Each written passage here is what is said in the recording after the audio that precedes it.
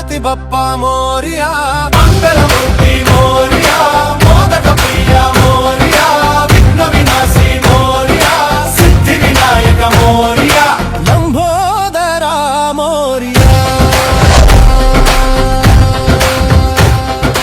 నమస్తే. హిందువుల ఆది దేవుడు గణపతి. ఆయన్ను పూజిస్తే సకల విఘ్నాలు తొలగిపోతాయని పండితులు చెబుతున్నారు. భాద్రపద శుద్ధ చతుర్థి నాడు వినాయకుడిని పూజిస్తే సకల శుభాలు జరుగుతాయని ప్రతీతి. అయితే వినాయక చవితి నియమాలేంటి, ఈ పండుగను ఎలా జరుపుకోవాలి, ఈ విషయాలు తెలుసుకుందాం. మనతో ఉన్నారు జ్యోతిష్య పండితులు పాలెపు చంద్రశేఖర్ శర్మ గారు. నమస్తే చంద్రశేఖర్ శర్మ గారు. నమస్కారం అమ్మా. నమస్తే అండి. చెప్పండి, ముందుగా వినాయక చవితి విశిష్టత గురించి చెప్పండి. చూస్తున్నటువంటి ప్రేక్షకులకు, జీ తెలుగు న్యూస్ ప్రేక్షకులకు ప్రత్యేక కార్యక్రమానికి స్వాగతం తెలియజేస్తూ వినాయక చవితి శుభాకాంక్షలతో వైశాల్ అడిగినటువంటి ప్రశ్న చాలా చక్కని ప్రశ్న. ఎందుకంటే భారతీయ సనాతన సంప్రదాయంలో మనకు అనేకమైనటువంటి పండుగలు ఉన్నాయి. దాన్నిటికంటే ముఖ్యమైనటువంటి పండుగ వినాయక చవితి. అయితే వక్రతుండ మహాకాయ సూర్యకోటి సమప్రభో నిర్విఘ్నం కురు మో దేవో సర్వకార్యేషు సర్వదా. హిందూ సంస్కృతిలో, సంప్రదాయంలో మనం ఏ పూజ చేసినా కూడా విఘ్నేశ్వరుడు లేదా వినాయకుని యొక్క పూజ చేయకుండా ఏ పూజ చేసినా కూడా అది మనకు ఫలితాన్ని ఇవ్వదు. అయితే ఈ యొక్క వినాయక చవితి ప్రతి సంవత్సరం కూడా భాద్రపద శుక్ల చతుర్థి రోజున, చవితి రోజున మనము జరుపుకుంటూ ఉంటాం. అయితే ఈ వినాయక పండుగ గమ్మత్తు ఏమిటంటే వయోభేదం లేకుండా, తరతమ భేదాలు లేకుండా ప్రతి వాళ్ళు కూడా జరుపుకునే ఒక విశేషమైనటువంటి పండుగనే వినాయకుని యొక్క పండుగ. అయితే ఈ యొక్క వినాయక చవితితో ఎందుకు ప్రసిద్ధి చెందిందంటే చతుర్థి అనేది గణపతికి చాలా ఇష్టం, చతుర్థి తిథి. అయితే భాద్రపద మాసం అంటే మన పూర్వీకులు ప్రతి మాసానికి పౌర్ణమి రోజున ఉన్నటువంటి నక్షత్రాన్ని ఆధారంగా చేసుకొని మాసాలకు పేరు పెట్టడం జరిగింది. ఈ విశ్వావసునామ సంవత్సరంలో మనకు ఆగస్టు 27వ తేదీ అంటే బుధవారం రోజున మనకు వినాయక చతుర్థి పండుగ మనమంతా జరుపుకుంటున్నాం.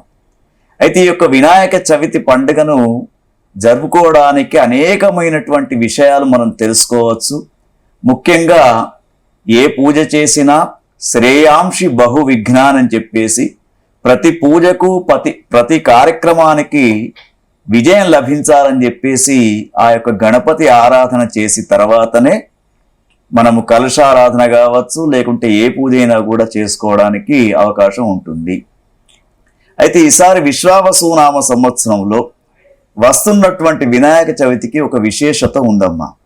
ఎందుకంటే విఘ్నేశ్వరుడు జన్మించినటువంటి నక్షత్రం హస్తా నక్షత్రం జ్యోతిష్ పరంగా. మరి హస్తా నక్షత్రంలో జన్మించినటువంటి కన్యారాశిలో జన్మించినటువంటి విఘ్నేశ్వరుని ఆరాధన చేస్తే సిద్ధి బుద్ధి రెండు కూడా లభిస్తూ ఉంటాయి.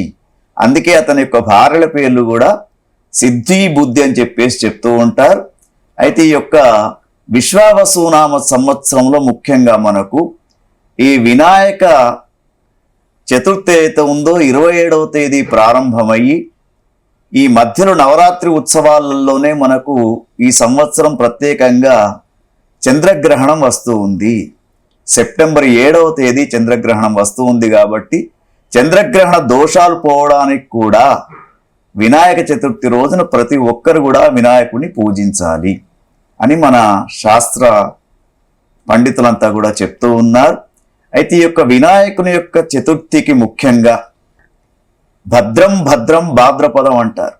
అంటే భాద్రపద మాసం ఎటువంటిది మాసాలలో అంటే కొన్ని వైరస్లు, క్రిమికీటకాలు, వాతావరణంలో పలు మార్పులు, ముఖ్యంగా వర్షాలు పోవడం, ఒకేసారి ఎండలు కొట్టడం, తర్వాత ముఖ్యంగా మనం గమనిస్తున్నాం వైశాలి ఇప్పుడు ఈ సంవత్సరము అత్యధికమైనటువంటి వర్షాలు పడి కొన్ని గ్రామాలు, కొన్ని ప్రాంతాలలో మరి ప్రళయం లాగానే సంభవించింది. అవన్నిటి దూరం చేయడానికి ఆ విఘ్నేశ్వరుని యొక్క ఆరాధన తప్పకుండా చేయాలి. అయితే ఈ యొక్క వినాయక చవితి రోజున ముఖ్యంగా మనము పూజా విధానం కూడా చక్కగా తెలుసుకోవాలమ్మా. ఎందుకంటే ఇప్పుడు వస్తున్నటువంటి ప్లాస్టర్ ఆఫ్ ప్యారిస్తో చేసినటువంటివి, కెమికల్స్తో తయారు చేసినటువంటి వినాయకులను పూజించే బదులు మట్టితో తయారు చేసినటువంటి మృణమయ విగ్రహం అంటారు. అటువంటి వినాయకుని యొక్క అర్చన చేస్తే ప్రకృతి ఆరాధన చేసిన విధంగా అవుతూ ఉంటుంది. ఎందుకంటే ప్రకృతికి జన్మించినటువంటి కుమారుడే యాదేవి సర్వభూతేషు ప్రకృతి రూపేణ సంస్థిత నమస్తస్యై నమస్తస్యై నమస్తస్యై నమో నమః. ప్రకృతి మాత ఒడిలో పోసినటువంటి అనేక రకాల పుష్పాలతో, ఫలాలతో, తర్వాత ఈ వినాయక విగ్రహం కూడా ఎట్లా చేయాలి అనేది నియమం కూడా ఉందమ్మా. అందుకనే వినాయక చవితికి అంతటి విశిష్టత వచ్చిందంటారా? అవును, తప్పకుండా.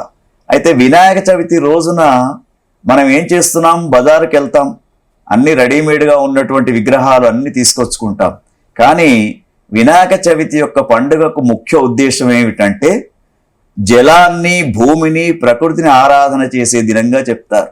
అంటే మనం ఆ రోజు ఉదయం పూట వెళ్ళి ఏదైతే మన ఊర్లలో ఉన్నటువంటి చెరువు ప్రాంతాలు ఉంటాయి, ఆ చెరువులలోకి వెళ్ళి చెరువు లోపల బంకమట్టి ఉంటుంది, ఆ బంకమట్టిని తీసుకొని దాని చేత వినాయకుని యొక్క ఆకారాన్ని తయారు చేయాలి. తయారు చేసి దానికి 21 పత్రాలు అంటే 21 రకాల పత్రాలతో స్వామివారిని పూజించాలని చెప్పేసి మనకు శాస్త్ర సంప్రదాయమైనటువంటి పూజా విధానాన్ని చెప్తున్నారమ్మా. విగ్రహం పెట్టినప్పటి నుంచి గణపతిని ఎలా పూజించాలంటారు? చాలా చక్కని ప్రశ్న అమ్మా. ఎందుకంటే గణపతికి సంబంధించినటువంటి అయితే ఇప్పుడు ఎన్ని మంటపాలు ఉంటే అంతమంది బ్రాహ్మణోత్తములు, పురోహితులు దొరకాలన్నా కూడా చాలా కష్టం.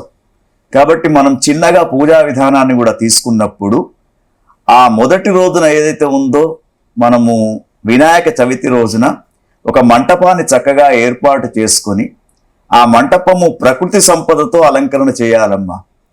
విపరీతమైనటువంటి పేపర్స్తో, తర్వాత లైట్లతో కాకుండా ముఖ్యంగా మామిడి, తర్వాత కొబ్బరి, ఇటువంటి ప్రకృతి సంపదకు ఉన్నటువంటి ఆకులు, అలాలతోటి అన్నీ కూడా అలంకరణ చేసి ఒక పీట పైన తెల్లని వస్త్రాన్ని పరిచి బియ్యాన్ని పోసి ఆ విగ్రహ ప్రతిష్ఠ అనేది చేయాలి. అయితే పూర్వకాలంలో వైశాలి గణపతి చరిత్ర చాలా గొప్పగా ఉంది. ఎందుకంటే మన భారతదేశానికి స్వాతంత్రం రాకముందు మహారాష్ట్రలో ఈ యొక్క ఉత్సవం ప్రారంభమైంది. బాలగంగాధర్ తిలక్ గారు భారతదేశంలో ఉన్నటువంటి సమాజానంతా కూడా ఏకత్రాటిపైన నడిపించడానికి ఒక ఉత్సవాన్ని ఏర్పాటు చేశాడు. అదే వినాయక చతుర్థి, వినాయక పండుగ.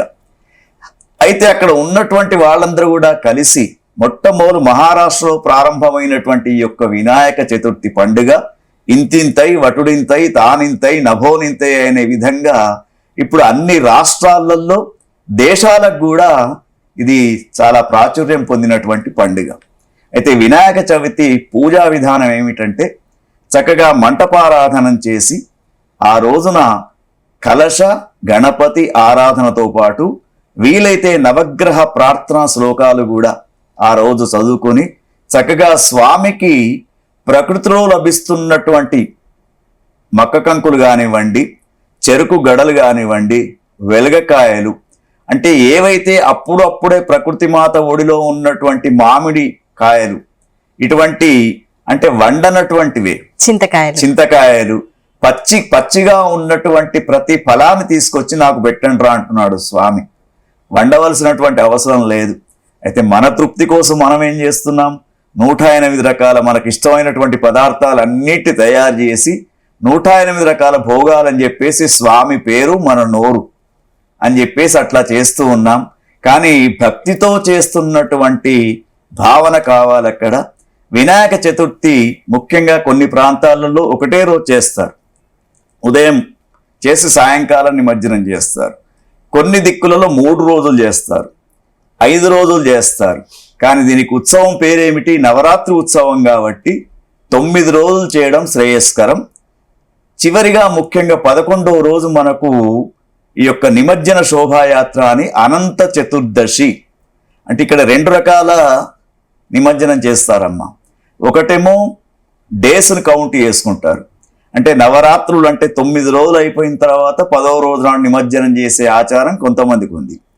కొంతమందికి ఈ యొక్క ఏదైతే ఉందో అనంత చతుర్దశి ఆ తిథిని ఆధారంగా చేసుకొని మనకు ముఖ్యంగా జంట నగరాలలో అనంత చతుర్దశి రోజునే మనకు సికింద్రాబాద్ హైదరాబాద్లో ఉన్నటువంటి వినాయకుల యొక్క నిమజ్జన శోభాయాత్ర మనం ప్రతిరోజు కూడా చూస్తూ ఉంటాం, అంటే ఆ రోజు చూస్తూ ఉంటాం మనం.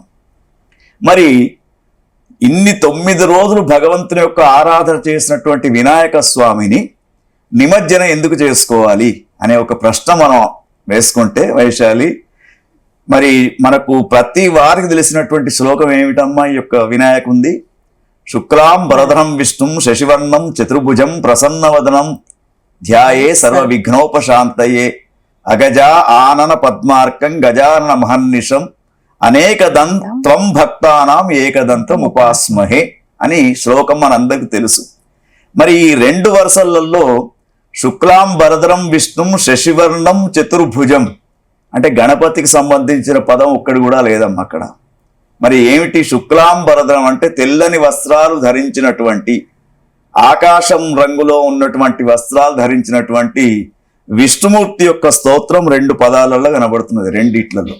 అంటే ఇక్కడ గణపతి మరి ఎవరి రూపం అంటే విష్ణు స్వరూపంగా 2 పదాలు చెప్తున్నాయి. తర్వాత వచ్చే 3వ వరుస నుంచి మనకు గణపతి యొక్క రూపాన్ని చెప్పడం జరుపుతూ ఉన్నారు. అయితే ఆ గణపతి యొక్క రూపం కూడా చాలా విశేషంగా విచిత్రంగా ఉంటుంది. ఎందుకంటే గజాననం భూత గణాది సేవితం కపిత్త జంభూ పలచారు భక్షణం ఉమాసుతం శోక వినాశ కారణం నమామి విఘ్నేశ్వర పాద పంకజం అని చిన్నపిల్లవాళ్ళు ఈ నవరాత్రులలో స్వామికి నమస్కారం చెయ్యాలి. ఎందుకంటే ఏనుగు శిరస్సును ధరించినటువంటి వాడు, పెద్ద చెవులున్నటువంటి చాటల్లాంటి చెవులున్నటువంటి వాడు, అంతటి శిరస్సులో కేవలం చిన్ననైనటువంటి కళ్ళున్నటువంటి వాడు, ఈ రూపం యొక్క విచిత్రం అంతా కూడా చాలా గమ్మత్తుగా కనబడుతూ ఉంటుంది. అందుకే పిల్లల నుంచి మొదలు పెడితే పెద్దవాళ్ళ దాకా కూడా వినాయకుని యొక్క రూపాన్ని చూసి చాలా సంతోషపడతారు. అయితే వినాయకునికి పురాణ గ్రంథాలలో ఎన్ని స్వరూపాలు ఉన్నాయి అంటే కేవలం 32 స్వరూపాలు మాత్రమే ఉన్నాయి. బాల గణపతి, తరుణ గణపతి, తర్వాత ఇట్లా రకరకాలైనటువంటి గణపతుల యొక్క విగ్రహాలు చేస్తూ ఉంటారు. కానీ మనకు ఆధునికమైనటువంటి పోకడలతోటి మనం ఏం చేస్తున్నాం, కొత్తగా ఏ సినిమాలు వస్తే ఆ సినిమాల ఆకారంతో వినాయకుడిని తయారు చేస్తూ ఉన్నారు. కానీ అది పద్ధతి కాదు. సాధ్యమైనంత వరకు మట్టితో విగ్రహాలను తయారు చేయాలి, నిమజ్జనం కూడా చేయాలి. అయితే ఈ యొక్క మనం చెప్పుకున్నటువంటి శ్లోకంలో శుక్లాంబరధరం అనే దాంట్లో విష్ణుమూర్తికి మరొక పేరేమిటి? నారాయణుడు. మరి నర అంటే నీరు, నీటిలో ఉన్నటువంటి వాడు స్వామి విష్ణు భగవానుడు కాబట్టి నిమజ్జన శోభాయాత్ర చేస్తారు. అంటే దీంట్లో జీవిత పరమార్థం కూడా ఉంది వైశాలి. మనం పాంచభౌతికమైనటువంటి శరీరం పంచభూతాల్లోనే కలిసిపోతూ ఉంటుంది. అదే మనకు వినాయకుని యొక్క తత్వం కూడా చెప్తూ ఉంటారమ్మా. మరి ఈ వినాయక చవితి పూజలో పాటించాల్సిన నియమాలు చెప్తారా? వినాయక చవితికి ముఖ్యంగా స్థాపన చేసే చతుర్థి రోజున ఒక పూట భోజనం చేయడం, ఒక పూట టిఫిన్ చేయడం, ప్రతిరోజు తలస్నానం చేయడం, సాధ్యమైనంత వరకు నామ సంకీర్తనం చేయడం, అంటే భగవంతుని యొక్క పేరును తలవడం, తర్వాత వినాయకుని యొక్క మంటపాలలో వీలైనంత వరకు మరి కుంకుమార్చనలు కానివ్వండి, తర్వాత భజనలు కానివ్వండి, భక్తి పారవశ్యంతో ఉన్నటువంటి కార్యక్రమాలు చేసుకోవాలి. తర్వాత వినాయకుడికి ఏమిటంటే నిత్య ఆరాధన అనేది చేస్తే మంచిది. అందుకే విద్యార్థులకు విద్య, ఎవరికి ఎటువంటి వరాలు కోరుకుంటే అటువంటి ఇచ్చేవాడు. అందుకే కలౌ చండీ వినాయకౌ అని చెప్పేసి చెప్తూ ఉంటారు. కలియుగంలో శ్రేష్టాతి శ్రేష్టమైనటువంటి ఆరాధన వినాయకుడు, తర్వాత దుర్గా.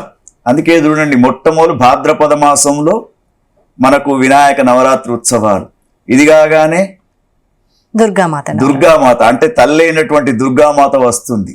అది కాగానే దుర్గామాత ఉత్సవాలు కాగానే మరొక కార్తీక మాసం యొక్క అంటే పరమేశ్వరుని యొక్క ఉత్సవాలు కూడా వస్తూ ఉంటాయి. కాబట్టి ఇక్కడ ఏమి చెప్తున్నారంటే మనకు ముఖ్యంగా గణపతి నవరాత్రులు చేయడానికి భక్తి భావన చాలా ముఖ్యము అని చెప్తూ ఉన్నారు.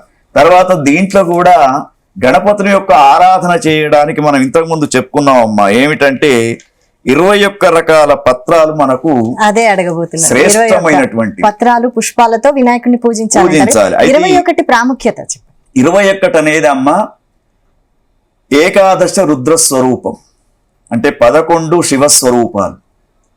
తర్వాత దశావతారాలు 10, ఇవి 2 కలుపుకుంటే అమ్మ 21. కాబట్టి ఈ 21 రకాల పత్రాలతో స్వామిని అర్చన చేయాలి. మాచీ పత్రం, బృహతీ పత్రం, బిల్వపత్రం, దూర్వాయుగ్మం, దత్తూర పత్రం, బదరీ పత్రం, అపామార్గ పత్రం, తులసీ పత్రం, చూతపత్రం, కరవీర పత్రం అనే ఇటువంటి 21 రకాల పత్రాలు. అయితే మనకు 21 రకాల పత్రాలను సమర్పిస్తే ఏమిటి అంటే చూడండి, మనము ఈ యొక్క వినాయక నవరాత్రి ఉత్సవాలు సామూహికమైనటువంటి పండుగ. అంటే అంతా భక్తులంతా కూడా చేరుతూ ఉంటారు. అక్కడ ఆక్సిజన్ ప్రాబ్లం కాకుండా, తర్వాత చర్మ వ్యాధుల యొక్క ప్రాబ్లం కాకుండా, తర్వాత ఎలర్జీ రాకుండా ఈ యొక్క ఏవైతే మనం పత్రాలు చెప్పుకున్నామో ఆ పత్రాలన్నీ కూడా కాపాడుతూ ఉంటాయి.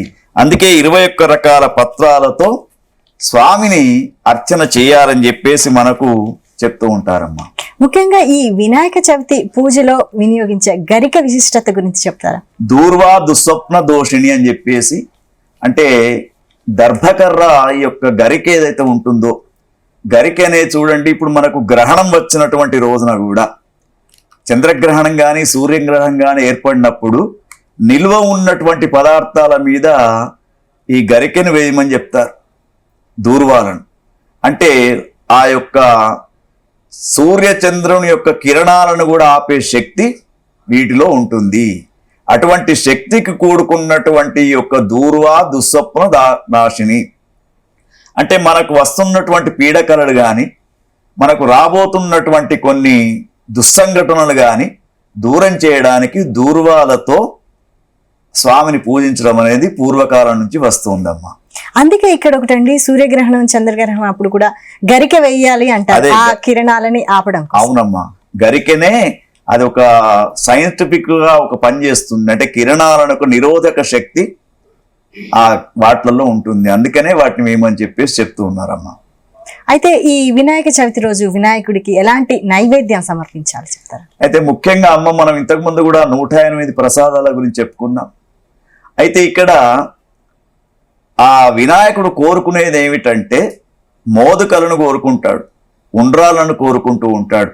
అంటే ఉడకనటువంటి పిండితో తయారు చేసినటువంటి మోదకలను ఉండ్రాలను కోరుకుంటాడు. ఎందుకు?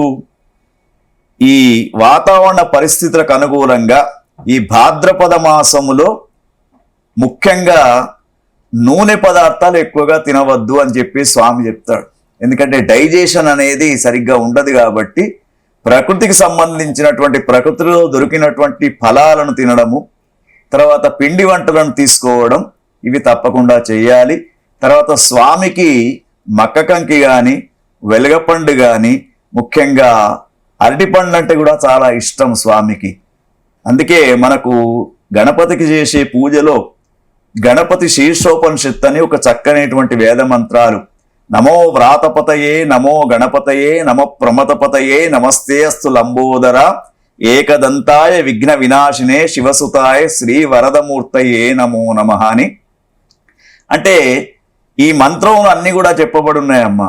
వినాయకునికి ఎర్రటి పుష్పాలు, తర్వాత ప్రకృతిలో లభించినటువంటి కాయలు, ఫలాలు, ఇవి ప్రసాదంగా పెట్టడము, తర్వాత ఎర్రని రంగులో ఉన్నటువంటి పుష్పాలతో అలంకరణ చేయడం.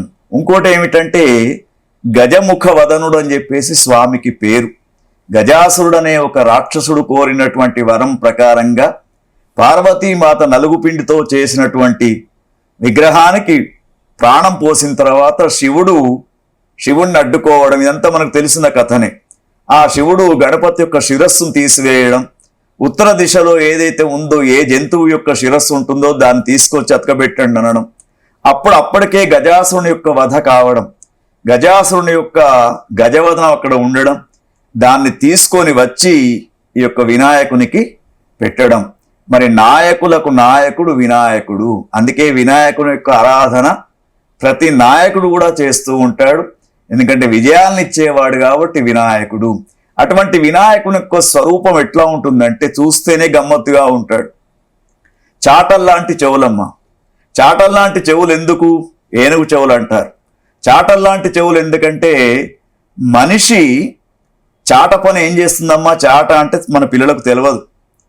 చాట ధాన్యాన్ని చెరిగినప్పుడు గట్టిగా ఉన్నటువంటి ధాన్యాన్ని పైకి ఉంచుకుంటుంది, ఏదైతే చెత్త చెదరం ఉంటుందో దాన్ని కిందికి నెట్టేస్తుంది. మనం కూడా మన జీవితంలో గణపతి చెప్పే సందేశం, మన జీవితంలో అనవసరమైనటువంటి విషయాలను వినట్టు ఉండండి, విడిచిపెట్టండి, అవసరమైనటువంటి విషయాలనే మీరు పట్టుకోండి అని చెప్పేసి అతని యొక్క చెవులు చెప్తూ ఉన్నాయి. తర్వాత ఇంత పెద్ద ముఖంలో చిన్న కళ్ళు కదమ్మా, అంటే ప్రతి వాడికి సూక్ష్మ దృష్టి అవసరము. చిన్నటువంటి కళ్ళు ఉంటాయి ఆయనకు. కాబట్టి పరమాత్ముని యొక్క రూపం. తర్వాత ఇంత పెద్ద శరీరానికి ఎలుక వాహనం కదా, అంటే ప్రతి జీవిని ఎలుకను ఎందుకు వాహనంగా పెట్టుకున్నాడు? ధాన్యాన్ని దొంగలించి ధాన్యాన్ని పాడు చేస్తుంది కాబట్టి మూషక వాహనుడు అని చెప్పేసి ఆ స్వామికి పేరమ్మ. అందుకే ఈ యొక్క వినాయక చతుర్థి రోజున ముఖ్యంగా విశ్వావసునామ సంవత్సరములో గ్రహణం ఏ ఏ రాశుల పైననైతే అధమ ఫలితాలను ఇస్తూ ఉందో వాళ్ళు తప్పకుండా మరి ఈ యొక్క వినాయక చతుర్థి పండుగ రోజున ముఖ్యంగా మనకిక్కడ కర్కాటకం, వృశ్చికం, కుంభం, మీనం ఈ 4 రాశుల వారు మాత్రం వినాయక నవరాత్రి ఉత్సవాలను వైభవంగా చేసుకోవాలి. చంద్రగ్రహణం యొక్క ఎఫెక్ట్ కాకుండా వీళ్ళు విఘ్నేశ్వరుని యొక్క పూజాది కార్యక్రమాలు కూడా చేస్తే వీరికి విశ్వావసునామ సంవత్సరం అనుకూలంగా ఉంటుంది. అందుకే మనము నిమజ్జనం చేసేటప్పుడు కూడా ఏటా ఏటా రావయ్య మేటి వినాయక అని చెప్పేసి స్వామిని చెరువులలో కానీ మనము జంట నగరాలలో నదీ ప్రాంతాలలో కానివ్వండి చక్కగా భక్తిభావనతో అందరూ కూడా ఆ స్వామి యొక్క నిమజ్జన శోభాయాత్రకు వెళ్ళి మరి ప్రతి సంవత్సరం స్వామిని ఆహ్వానించడమే. ఈ సంవత్సరము భగవంతుడి యొక్క నిమజ్జన శోభాయాత్రకు చక్కని వర్షాలు కూడా ప్రకృతి మాత కూడా కరుణించింది. అయితే సాధారణంగా 9 రోజులు వినాయకుడి ప్రతిమకి పూజిస్తారు కదా, నిజానికి ఎన్ని రోజులు ప్రతిమకి పూజించాలంటారు?